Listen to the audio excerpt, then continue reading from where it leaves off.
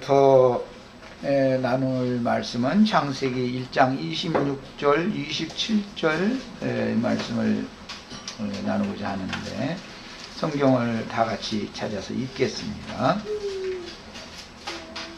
창세기 1장 26절, 27절 읽습니다. 하나님이 이르시되 우리의 형상을 따라 우리의 모양대로 우리가 사람을 만들고 그들로 바다의 물고기와 하늘의 새와 가축과 온 땅과 땅에 기는 모든 것을 다스리게 하자 하시고, 하나님이 자기 형상 곧 하나님의 형상대로 사람을 창조하시되 남자와 여자를 창조하시고 그랬습니다. 그 다음에 창세기 3장 22절 읽겠습니다. 여호와 하나님이 이르시되 보라, 이 사람이 선악을 아는 일에 우리 중 하나같이 되었으니 그가 그의 손을 들어 생명나무 열매도 따먹고 영생할까 하노라 하시고 그랬습니다. 창세기 1장 26절에는 우리라고 하는 복수형의 용어, 우리말로 우리라고 그러죠. 우리라는 이제 용어는 이제 복수형이죠. 세 번 나왔고, 창세기 3장 22절에 여호와 하나님이 말씀하실 때 우리 중 하나같이 되었으니 이렇게 우리라는 용어를 여기 사용을 하셨습니다. 원래 히브리어 성경에는 우리라고 하는 이 특별한 단어가 없습니다. 원래 성경에는 없는데 창세기 1장 창조의 기록을 말씀하시는 모든 하나님이라고 하는 용어는 모두 엘로힘이라고 하는 엘 혹은 엘로하라는 단수 형태의 용어를 복수형으로 기록이 되어져서 그런 그 개념을 살리기 위해서 하나님이 말씀하실 때 우리의 형상을 따라 우리의 모양대로 우리가 사람을 만들고 이렇게 우리라고 하는 용어를 이제 개혁자들이 이렇게 넣은 겁니다. 원래 그 원래 히브리어 원전에는 우리라고 하는 특별한 용어는 없어요. 없지만 우리라고 하는 용어를 이렇게 넣었다. 이것을 이제 아셔야 되겠고, 그 다음에 그 원인은 창세기 1장에 태초에 하나님이 1장 1절부터 천지를 창조하시니라, 그 하나님이라는 용어가 계속 1장에 30몇 번이 나오죠. 그런데 그 창조하시는 하나님은 모두 엘로힘이라고 하는 복수형 엘 혹은 엘로하라고 하는 용어의 복수형이었기 때문에 창세기 1장 26절에서 우리라고 하는 번역을, 그 용어를 추가해서 번역을 하는 거다라는 것을 아셔야 됩니다. 그러면 이제 창세기 1장 26절에 세 번 사용된 이 우리라는 용어와 3장 22절에 반복해서 또 한 번 사용되어진 우리라는 용어는 유일하신 조물주 신께서 하늘에서 계획하신 뜻을 땅에서도 이루어지게 하는 하나님의 어떤 경륜적인 일하심, 하나님의 경륜, 행정과 관계가 되는 용법이다라는 것을 오늘 이제 첫 시간에 말씀을 나누려고 해요. 하나님이 한 분이시지만 그 한 분 하나님께서 하나님의 형상, 즉 27절에 나오는 하나님이 자기 형상, 곧 하나님의 형상대로 사람을 창조하시고 남자와 여자를 창조하셨는데 그들에게 복을 주시면서 생육하고 번성하고 뭐 땅에 충만하고 땅을 정복하고 모든 것들을 다스리라, 모든 생물을 다스리라, 이렇게 하실 때 26절에서는 우리라고 분명히 그랬는데 27절에는 자기라고 단수형을 지금 표기를 하고 있죠. 하나님은 우리냐 자기냐라는 것이 이제 오늘 이제 이 증거를 통해서 이제 밝혀져야 되는 거예요. 이런 어떤 혼동의 문제가 기성교계의 로마교로부터 시작해서 기독교계 전체에 지금 만연되고 있어서 이 문제가 해결되지 않는 한은 하나님께서 창세 전부터 하늘에서 이루신 그분의 마음에 두고 계신 선하시고 기뻐하신 뜻을 어떤 방법을 통해서 어떻게 그분이 이 일을 해서 그 뜻을 땅에서도 이룰 것인가에 대한 것이 분명해질 수가 없는 어려움이 생기는 거예요. 이게 소위 말하는 삼위일체라고 하는 교리와 연관이 되는 문제예요. 그러니까 이게 굉장히 어려운 문제죠. 26절을 27절과 연결하면 27절은 일체고 26절은 삼위가 된다 이 말이에요. 우리가 세 번 나왔죠? 26절에 27절에는 자기니까 그래도 이제 신학자들은 늘 창세기 1장 26절과 27절을 딱 갖다 대는 거예요. 이게 삼위일체다 말이에요. 26절에 세 번 나오는 우리라는 것은 하나님은 아버지와 아들과 성령 세 분이고 그 다음에 자기라고 하는 거니까 한 분이다. 그래서 몸은 하나고 머리는 셋이다. 이렇게 설명을 하는 거예요. 이게 참 딱 맞은 말 같으죠. 글자로도 볼 때 우리가 세 번 나왔고 자기는 우리라는 세 번 나온 그 우리가 자기가 됐으니까 삼위일체 딱 맞잖아요. 신약의 낙태복음에서 아버지와 아들과 이런 것이 혼동이 오면 안 된다는 것을 오늘 이제 정확하게 말씀을 좀 나누고자 하는 거예요. 지난 시간에 지난 목요일 날 하나님과 그 아들의 관계 히브리인들의 계대 계수법에서는 후사에 관한 계대 상속법이라고 하는 율법에서는 늘 아버지 아들이라고 하는 벤이라고 하는 단어 하나밖에 없다. 손자나 증손이나 고손이나 뭐 이런 어떤 멧돼손이나 이런 그 용법이 성경에는 없는 거다라는 걸 말씀을 드렸었어요. 성경이 말하는 것은 그래서 어떤 사람들에게는 이게 비밀이고 어떤 사람들에게는 이게 이제 빛이고 어떤 사람들에게는 어둠이고 어떤 사람들에게는 이제 생명의 빛이 되는 건데 그게 똑같은 성경이지만 선악을 알게 하는 나무로도 사용이 되어지고 생명나무 실과로도 사용이 되어진다. 그리스도의 영과 생명의 말씀을 받으면 똑같은 성경을 가지고도 구원을 얻는 생명을 얻는 말씀이 되지만 모세의 제자를 끝내 자처하고 의문의 율법대로 문자대로 이 말씀을 받으면 정령 죽게 된다 이 말이야. 하나님의 말씀으로 살고 죽는 거예요. 하나님은 말씀이시기 때문에 생사의 모든 주권은 말씀에 달려 있어요.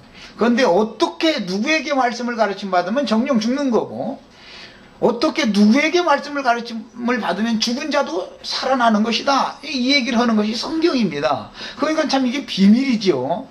그래서 성경이라는 것은 늘 양면성이 있어요. 우리는 어느 한 면만 알아가지고서는 안 된다는 말이에요. 양면을 다 알아야 되는 거예요.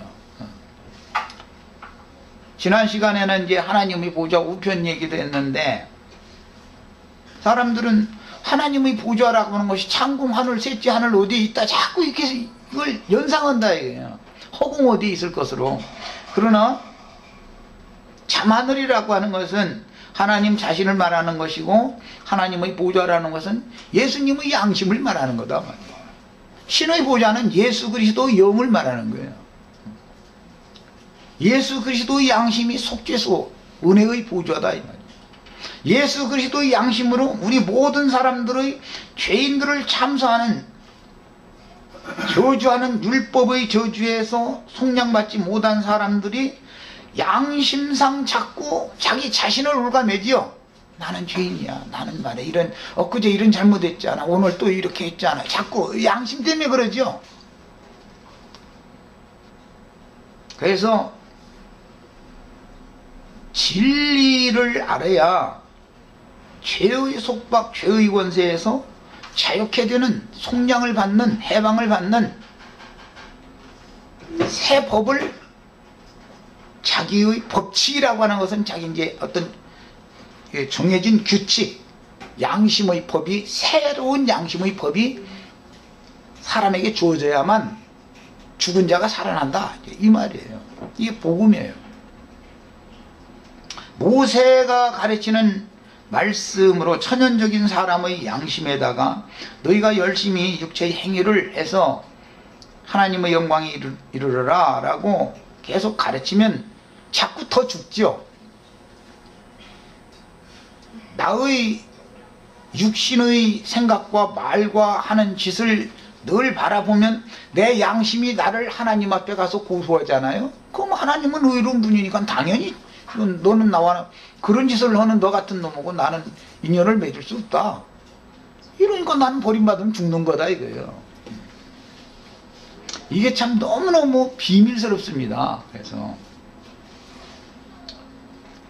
구약 시대에 아브라함의 하나님, 이삭의 하나님, 야곱의 하나님, 이스라엘의 하나님 여호와라는 칭호가 나올 때 성경의 의도는 속세의 촌수를 말하려는 것이 아니고 세대가 바뀌어도 하나님과 관계성을 맺은 어떤 사람들과 늘 하나님은 함께 하시며 그를 당신의 아들로 삼는다라는 개념이다. 아브라함이 육신으로 살아있을 때는 아브라함과 세상에서 하나님이 인연을 맺고 아브라함과 동행하시고 아브라함과 함께 사셨지만 아브라함은 육체니까 죽어야 되지 않아요? 그렇다고 해서 하나님도 같이 없어지거나 소멸되거나 죽는 게 아니잖아. 신은 여전히 살아있는 거잖아. 그러면 그 신은 아브라함의 아들 이삭에게 유전된다. 이것이 신앙 상속이다 말이야. 이것이 계대 상속법이다 그래요. 신앙을 유전받는다 말이야. 우리 형제 자매님들도 그래서 자녀에게 부지런히 성경을 읽어주고 가르쳐야 되는 거예요. 지훈이 데리고 왔죠 오늘? 그냥 우리 조형제는 책임이 뭐냐면 그것을 해야 되는 거예요. 아침에 일어나자마자부터 그냥 구약시대 유대인들은 그게 행습이요. 그게 자기 자녀에게 계속 성경을 읽어주고 성경을 가르치는 거예요. 그 율법을 지키는 것이 그거였어요. 유대인들은. 왜 그러는 거예요? 하나님의 말씀이 유일한 영원한 생명의 씨이기 때문에 그 말씀으로 사람을 인치려고 그러는 거다. 인색이 놓으려고.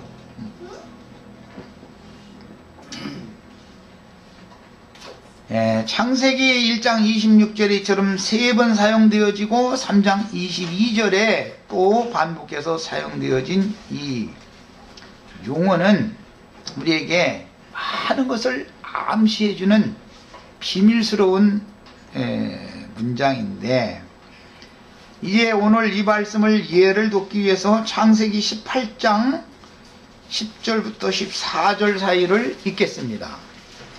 창세기 18장 10절부터 14절 사이를 읽습니다. 아브라함과 생명의 언약이라고 그러는데 생명의 언약을 맺는 장면이에요. 자, 같이 읽습니다. 그가 이르시되 그는 아브라함의 장막에 찾아오신 여호와와 두 천사에서 셋이 찾아왔죠. 세 사람이 찾아왔는데 한 사람은 여호와 하나님 자신이고 둘은 여호와 하나님의 천사들이었죠. 그 두 천사가 나중에 소돔성으로 가죠. 소돔성으로 갈 때는 여호와 하나님은 안 가시죠. 아브라함에게 찾아오실 때는 여호와 하나님과 두 천사가 같이 왔고, 지금 내가 한 말 잘 알고서 들으셔야 돼요.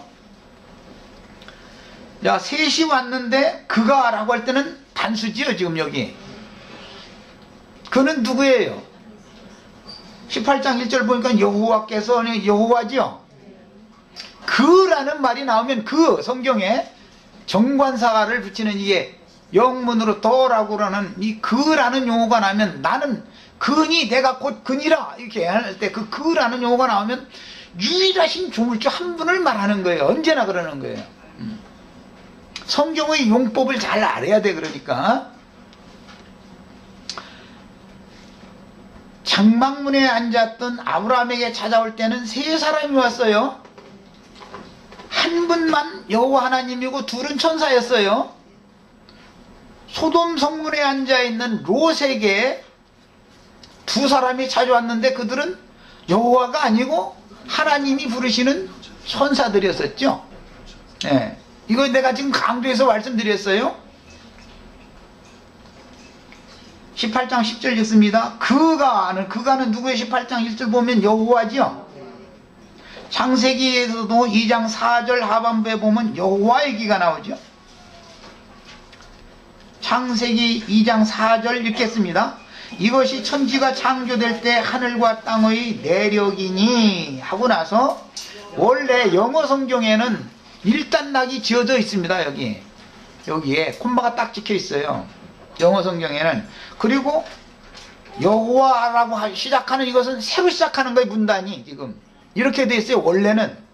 그런데 개역 번역에서 그냥 원래가 이 성경이라는 건 두루마리라 쭉 적어 놨기 때문에 이것을 어디서 자르는지를 구분점을 어떻게 둘 거냐에 따라서 말이 많이 바꿔질 수가 있는 거예요. 예. 지금 내가 시작하는 이 말을 이 성경을 죽을 때는 이해가면서 들으셔야 되겠어요. 원래 성경이라는 건 두루마리로 무슨 책이니 무슨 장절이니 이런 게 없어요. 그냥 창세기 1장 1절부터 쭉 기록되어져 나가는 거예요. 창세기 50장 끝절 다음에 출애굽기 1장 1절이라는 것이 이렇게 나눠져 있는 게 아니고 그것도 여기부터는 출애굽기다 이런 말도 없고 그냥 쭉 이어져 나가는 거예요. 그래서 두루마리라고 그래요. 그랬는데 나중에 신학자들이 서로가 공통으로 읽고 대화를 나누고 그러려면 이게 책도 나누고 장절도 나누고 문단도 나누고 그러면은 대화하기가 쉽잖아요. 그래서 책을 나누고 문단을 나누고 장절을 나누고 또 연구한 것이 뭐냐면 동일한 단어가 뒤에 어디에서 또 사용되어졌는지 이것을 뭐라고 그래? 관주라고 그래. 관주. 예. 이것은 이제 성경 사전이라고 그러죠. 스트롱 사전이다 그러는데 관주를 다 찾아 모든 단어 성경에 있는 모든 단어를 일일이 다 찾아가지고 동일한 단어는 동일한 단어끼리 쭉 묶어놓는 거예요. 그걸 보고 관주라고 그래요. 이런 것을 다 연구해서 해놨어요. 참 좋은 세상이지요. 만약에 우리가 이런 것이 없는 세대에 태어났다면 성경을 읽는 게 정말 난해했을 거예요. 그런데 지금은 이 똑같은 문맥이나 또 그 문맥에서 나온 용어가 뒤에 성경에서는 선지자들은 이걸 뭐라고 말했으며 신약의 예수님은 뭐라고 말했으며 사도들은 뭐라고 말했는지를 그냥 한눈에 일목요연하게 볼 수 있는 성부 사전이라는 것을 딱 만들어 놨단 말이야.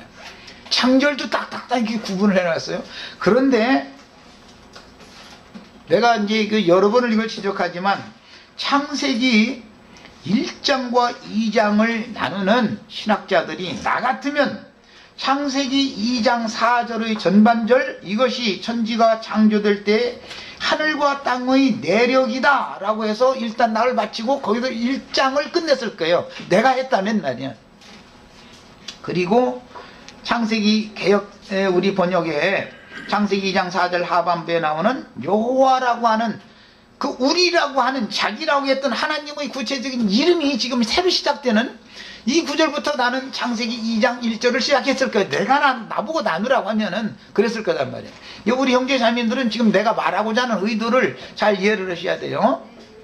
그럼 내가 성경책 장절을 따로 새로 나눈다 내가 신학자니까 이런 말이 아니라 이미 나눠있는 걸 내 맘대로 고칠 수는 없죠. 이것을 그런다 이거면 이것이 죽고 사는 문제도 아닌데 이거 가지고 괜히 싸울 필요는 없죠. 그러나 문제는 성경이라는 것을 나눌 때 어떤 것으로 딱 마침을 하고 그 다음으로 들어가고 이런 것도 사람들이 성경을 이해하는 데는 굉장한 영향력을 미치기 때문에 이걸 내가 지적해서 말씀을 드리는 거예요. 1장 26절에는 우리라는 용어가 3번 인용되었고 사용되었고 1장 27절에는 하나님이 자기라고 그랬어요. 창세기 1장에 나오는 모든 창조하시는 하나님의 일하심에 대해서는 하나님이 창조한다는 건 그분의 계획에 따라 일하는 거지요. 일. 하나님의 일하심을 말할 때는 늘 우리라고 번역되는 엘로힘이라는 복수형을 사용했다 이 말이에요.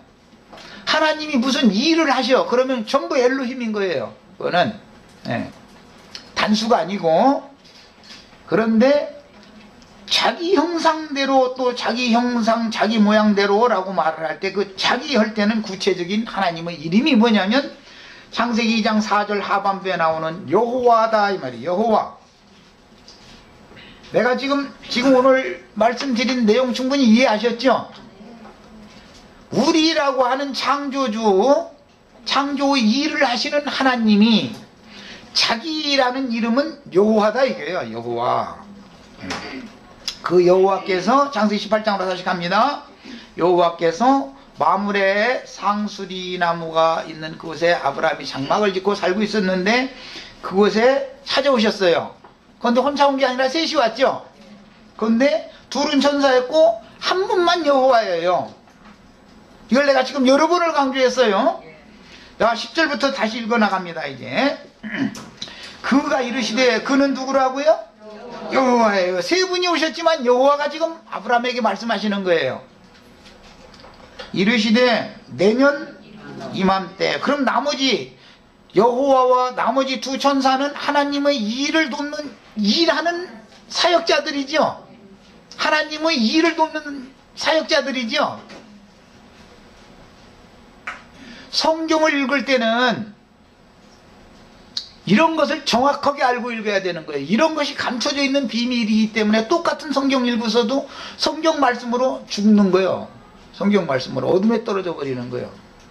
혼자 패니까 그 속이. 네. 그가 이르시되 내년 이맘때. 사람이 이제 그때는 육신으로 아들을 낳아야 되니까 아브라함이 지금 99세 먹었고 사라는 89세 때지요.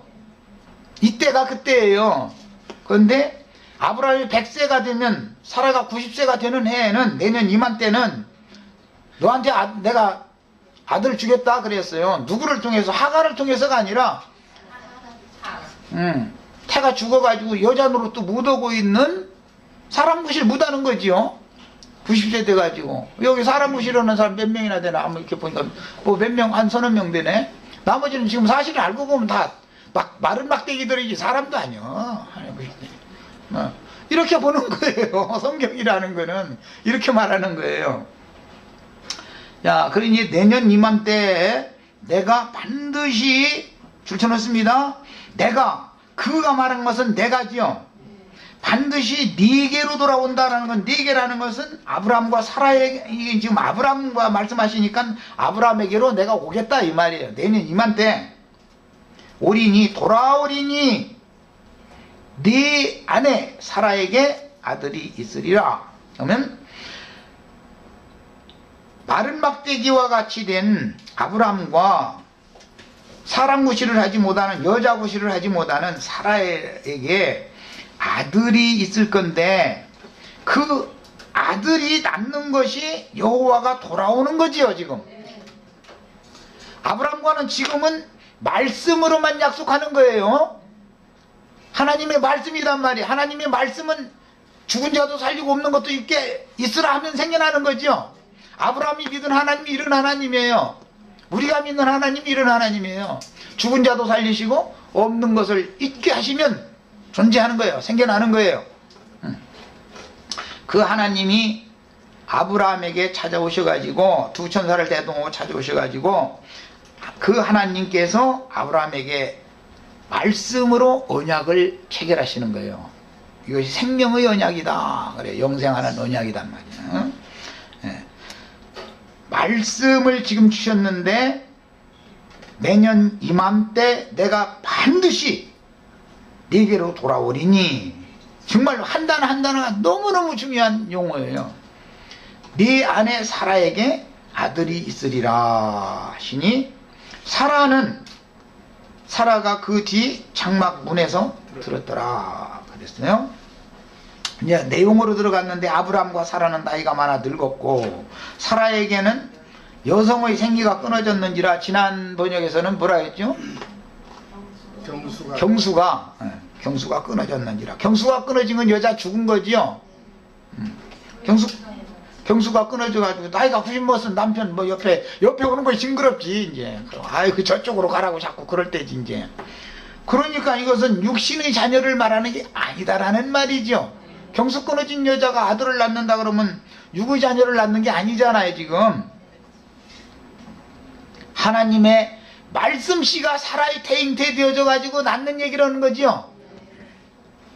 구약성경은 늙은 여자에게 잉태되어져서 이삭이라고 하는 아들을 보냈지만 신약성경은 아직 혼인을 하지 않았지만 혼기에 이른 처녀에게 말씀이 잉태시켜져 가지고 예수라는 사람이 오죠. 예수가 오면 마리아에게 약속하셨던 구약시대의 모든 선지자들을 통해서 하나님의 백성들과 언약을 계속 대대로 체결하셨던 그 여호와가 예수라는 사람이 세상에 오면 여호와가 함께 오는 거죠. 명령님한 때 네게 아들이 있으리니, 여기 여자라는 것은 이스라엘 전체잖아요. 이제 확대할 때는 네게 아들이 있으리니 내가 네게로 그게 반드시 돌아오는 거다. 그러면 아들이 약속하신 말씀대로 아들이 나아지면 약속하신 말씀이신 하나님이 함께 오는 거지. 아들과 같이. 아들과 같이 함께 온다라는 말을 지금 계속해서 강조하는 것을 잘 이해를 하셔야 되겠어요. 14절도 있습니다. 이제 부인을 자꾸 하니까 육신을 봤다 이거예요. 내가 늙었고 나는 아내 곁에 갈 힘도 없고 아내도 나 곁에 가면은 싫다고 그러는데 어떻게 아들을 낳습니까? 이제 이렇게 하니까 여호와께 능치 못한 일이 있겠느냐. 이 전능하신 하나님을 일러서 엘이라고 그래요. 엘로힘의 단수형은 엘이에요. 엘이라는 말은 전능하신 신이다 이 말이에요. 여호와에게 능치 못한 일이 있겠느냐. 그 엘이 있으라 해서 아브람과 사라에게는 후사가 없었죠. 없었는데 말씀으로 명령님한테 네 아내 사라를 통해서 내가 아들을 주겠다 하면 아들이 생겨나죠. 약속의 때가 차기만 하면 그 있으라 하셔서 입게 하시는 신복어는 엘로하라고 그래요. 단수예요. 이 신은 전능자를 말할 때는 엘이라고 그러고 존재 있게 하시는 분을 말할 때는 엘로하라고 그래요. 그게 이제 히브리인들의 발음이에요. 그런데 여호와께 능치 못한 일이 있겠느냐? 기한이 이를 때에. 이 기한이 이를 때라는 건 사실은 예언이고 먼 훗날 예수 그리스도가 자기 땅 자기 백성에게 찾아오기 위하여 말씀이 육신이 되어서 오시는 기한이 차야 된다, 이걸 예언하는 말이죠. 그때 당시로는 아브라함의 아내 사라에게 1년 후에 아들이 오니까 육신대로니까 육신의 자녀를 육신인 여자가 낳으려니까 1년 후에 낳잖아. 10달 만에 낳아야 되니까. 그래서 오는 말이고 이건 상징이다 이거예요. 메시아는 이렇게 메시아가 올 것을 아버지의 보냄을 받아서 올 때 메시아가 오시는 것은 말씀이신 하나님이 함께 오실 것을 이미 창세기에서부터 예언이 되어 있는 것이다 이거예요. 이 예언이 모든 선지자들을 통해서 대대로 증거되는 거예요. 때가 이르면 메시아가 오신다. 메시아가 오신다. 계속 이게 예언이 됐는데 신약성경은 구약성경을 실현시킨 사실을 말하는 거죠. 자, 기한이 이를 때 내가 네게로 돌아오리니. 그러니까 말씀만 하시고 떠나셨다가 아브라함의 하나님, 이삭의 하나님, 이스라엘의 하나님 여호와는 아브라함과 언약을 맺으시고 떠나셨다가 기한이 이르면 오신다 이거예요. 언제? 예수님이 세상에 오시면 말씀이신 하나님이 약속대로 오신다 이거예요. 돌아오리니 사라에게, 여기서는 늙은 사라였지만 신약에서는 마리아에게. 왜? 선지자들을 통해서 예언할 때는 처녀가 잉태하여 아들을 낳으리니 임마누엘이라 하리라. 그 처녀가 낳은 아들은, 임마누엘이라는 말이 무슨 뜻이에요? 신이 우리들과 함께 계신다 그 말이죠. 자, 창세기 1장에서 우리의 형상대로 또 우리의 모양대로 우리가 사람을 만들자 그랬는데, 그 계획을 하나님이 자기 형상 곧 하나님의 형상대로 사람을 창조하시고 만드셨을 때, 그렇게 만들어진 사람들이 우리지요. 에베소서에서는 우리는 그의 만드신 바라, 교회를 말하는 거예요. 교회. 우리는 지금 창세기 1장 26절, 27절, 28절 사이에 나오는 이 예언이 이루어진 사람들이다. 이게 우리다 이 말이야. 이런 거예요. 그러니까 우리라고 하는 용어를 성경이 말할 때 번역을 우리라고 했다 해가지고 신이 셋이다라는 걸 지금 말하는 게 아니다 이 말이야. 그게 아니고 하나님의, 한 분 하나님의 뜻을, 그분의 계획을 이루기 위하여 일꾼들이 필요하고 일하는 과정이 필요하고, 나타난 사실은 그가 만드신 바가 된 교회로 나타난다 이 말이에요. 그러니까 교회는 만물 위에 계신 그리스도의 이름으로 나타난 그리스도의 충만이 교회다 그러는 거예요. 이렇게 교회라는 용어가 어려운 거예요. 그런데 예배당 지놓고 교회라고 그러고 우리 교회 가자고 그러고 이런 식으로 세뇌를 시켜놓다 보니까 진리를 가르칠 방법이 지금 없어져 버렸다. 그게 뭐가 그런 것 같아요 그게?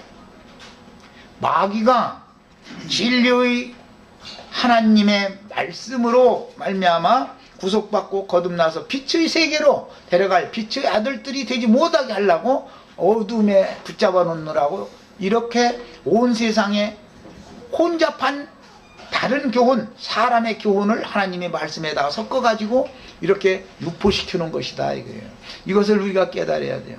내가 삼위일체 뭐 이런 걸 가지고 그렇게 강력하게 싸우면은 그럼 뭐 나영견님이 너무 심하던가 이런 생각할 수가 있어요.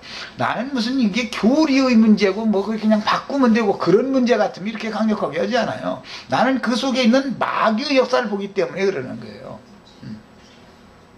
마귀를 대적할 줄 모르는 사람은 그리스도의 종이 아니죠. 이런 거에 대해서 더 명확해지시기를 바랍니다.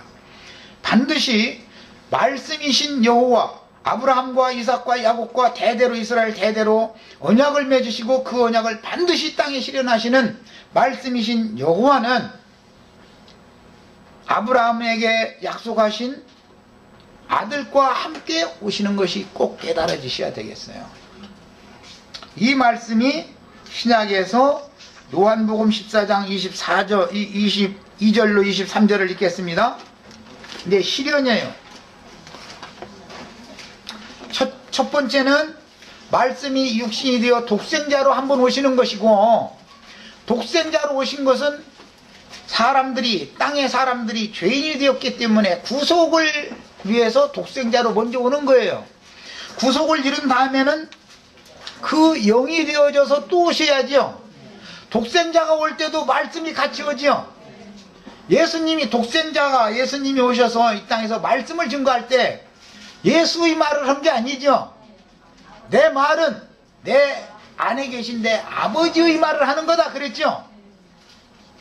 그러니까 하나님의 약속의 말씀대로 말씀이 육신으로 오셨고 예수의 말씀 증거를 통해서 아버지의 말씀이 선포되고 있는 거였다 이 말이에요.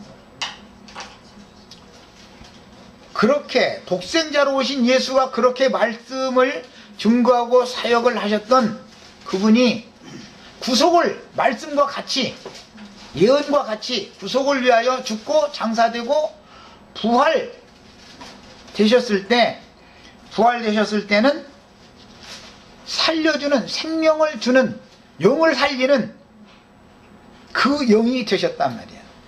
그래서 그 영으로 오실 때는 요한복음 14장 22절로 23절 읽겠습니다. 자, 22절로 23절, 24절까지 읽겠습니다. 가룟인이 아닌 유다가 이르되 주여 어찌하여 자기를 우리에게는 나타내시고, 여기 우리는 제자들이죠. 가룟 유다를 뺀 제자들을 말하는 거예요.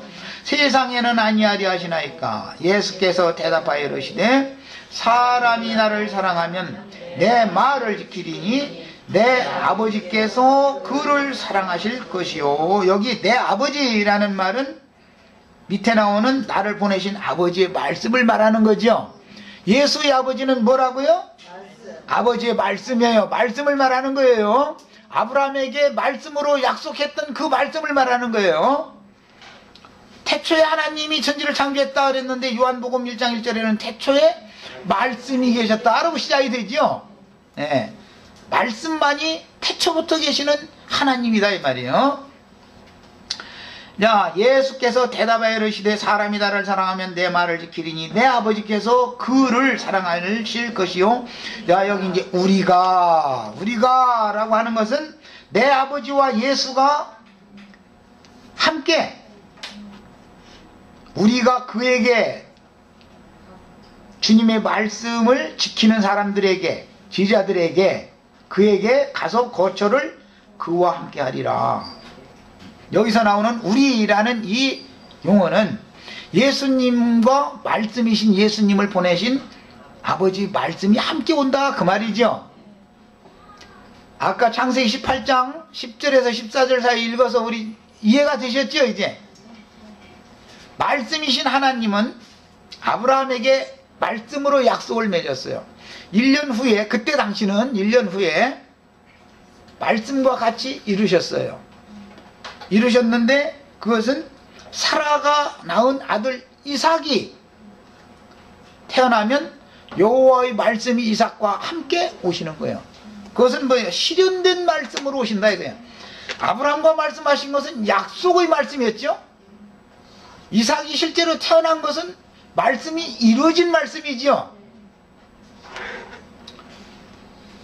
이것이 요한복음 14장에서 예언이 되었다가 우리가 그에게 가서 거처를 그와 함께 하리라 라는 것은 앞으로 하겠다라는 예언이죠. 예수님이 나를 사랑하지 아니하는 자는 내 말을 지키지 아니하나니 너희가 듣는 말은 내 말이 아니요 나를 보내신 아버지의 말씀이니라 이랬어요. 자, 하리라 라고 하는 것은 창세기 1장에서 하자 하시는 것과 같은 예언이죠. 그러면 실제로 이루어지는 건 뭐죠? 그 영이 제자들에게 부활하신 날 저녁에 제자들이, 유대인들이 두려워서 문을 닫고 있는데 시공을 초월하는 신령체가 되어진 그 영이신 주님이, 육체로는 죽임당하시고 영으로는 살리심 받은 그 주님이 제자들에게 하늘 영광을 가지고 오셔서 숨을 내쉬며 가라사대 그 영을 받으라 하신 그 영이란 말이야. 이제 우리 번역에 그냥 성령을 받으라 그랬는데, 이게 원은 저기 이제 킹제임스 성경에서 홀리 고스트라는 용어를 사용해서 인자 예수 영과 관계가 있는 영이기 때문에 그렇게 번역을 한 거예요. 였는데 이제 고린도 후서 3장 17절을 우리 지연이 자매가 또박또박 읽고 이거 킹제임스 성경 가지고 다니라 했는데 오늘 또 안 갖고 왔네. 또박또박 3장 17절을 읽고 해석 한번 해봐. 직역을 한번 해봐. 영어로. 고린도 후서 3장 17절 한글 번역과 약간 좀 명확하게 할 필요가 있는 부분이 있어서 내가 이걸 특별히 지적하는 거예요. 고린도 후서 3장 17절. 나도 지금 킹제임스 성경 보고 있는데,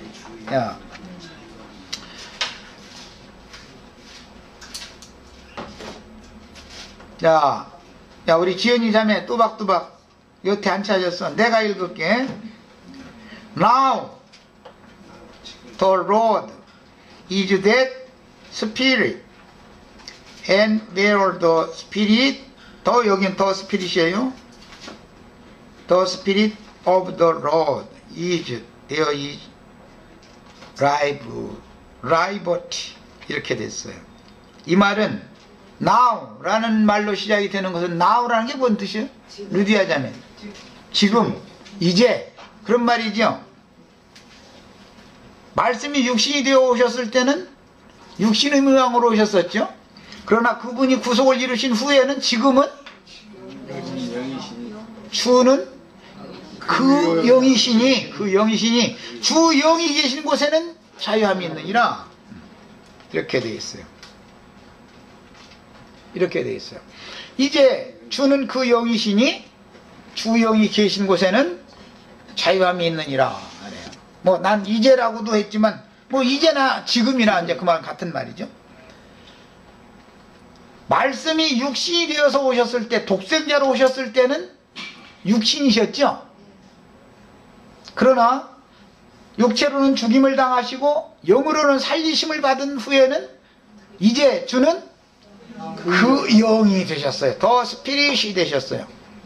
주 영이 계신 곳에는 자유함이 있다. 어디에서 자유함 받는 거예요? 죄의 속박에서부터 해방받는다. 죄와 사망의 법에서 해방받는다. 주 영이 계셔야 되는 거예요. 자, 말씀이신 하나님이 말씀이 육신이 되어서 오셨고 그 하나님의 계획을 이루기 위해서 일을 하러 오신 거예요. 독생자는 아버지의 일을 하러 오셨죠.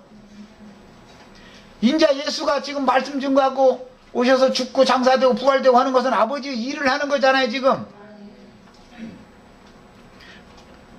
독생자의 일이 마쳐지면 모든 이방인들에게도 구원의 때가 와야 되기 때문에 유대인이나 이방인이나 모두에게 주님이 또 오실 때는 주는 그 영으로 오셔야 된다. 그래서 창세기 1장 26절 지금 그 다음에 3장 22절 18장 10절로 14절을 읽고 나서 신약 성경을 지금 내가 연결을 해드린 거예요. 이 사실이 영감으로 이게 깨달아져서 믿어야 된다. 믿어져야 된다. 그래야 죄의 법에서 생명의 성령의 법으로 해방을 받을 수가 있어요. 죄의 법이라는 건 뭐예요? 천연적인 죽은 사람의 양심을 가지고 자기를 자학하고 자기를 비하하고 자기를 정죄하는 거죠. 하나님 중 하나가 되어 있는 거죠. 스스로가 타락한 모든 하나님의 신께 버림받은 인간들은 자기가 하나님 중 하나가 되어져 가지고 선악을 아는 일에 하나님 중 하나가 되어 가지고 자기 혼을 자기 힘으로 재판하고 죽이고 다 그러는 거 아니에요. 자기를 죽이니까 남도 죽이는 거예요. 그래서 시간이 다 돼서 우선 첫 시간 여기까지 하고 애찬하신 다음에 1시간 더 하도록 하고 이번 연휴 집회를 통해서 창세기 2장 4절 전반절까지 마칠 수 있도록 그렇게 집회를 하도록 하겠습니다. 자, 마칩니다.